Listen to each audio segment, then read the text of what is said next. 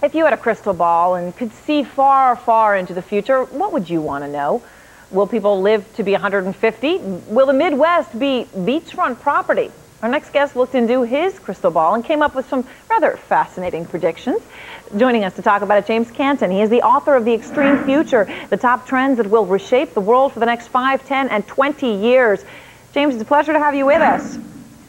Thanks for inviting me. Some of these predictions caught my eyes and ears, and no doubt that of some of our viewers. Let's just start off with this one.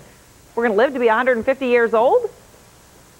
Why not? After all, there's over 100 companies that are investing in pharmaceuticals, next generation of medical devices, the next generation of organs, hips, stem cells. What's it all about? It's about enabling you to live longer and healthier. After all, that's what people are going to spend their money on. That's what the companies are going to do their innovations on. That's where we're going, living longer. And we're going to need people to live longer. After all, we're running out of all the people we need to grow our economy and the world economy. Yeah, that's one way to say you can't retire early and cut the Social Security benefits.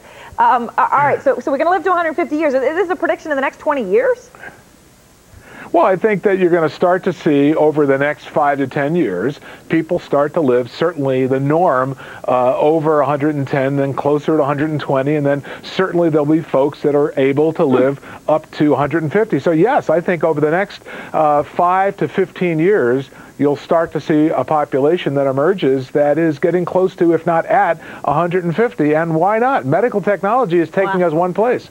All right. Well, that is a fascinating prediction indeed. And here's another one that might be linked to that you had that actually was the one that made me say, who is this guy?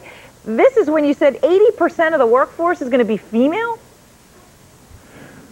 Well, of course, it's when. If you run out the demographics and you consider what you're going to need and how the U.S. workforce is changing just dramatically, certainly within 30 years, or certainly at the 25 to 30-year mark, you're going to see a predominance of new folks joining the workforce that are women. You're going to see women breaking through into the boardrooms. Women are going to be more and more leaders. 90% of the economic drivers of the current economy is small to medium-sized business. Largest percentage is women owners. James, what happens to the men? Where are the men going? Well, they're not going away, but just demographically in the U.S. and worldwide, there are more women than men. Hello, that's a wake-up call for a lot of folks, I think. All right, and we got 15 seconds. The Midwest is the new Miami Beach.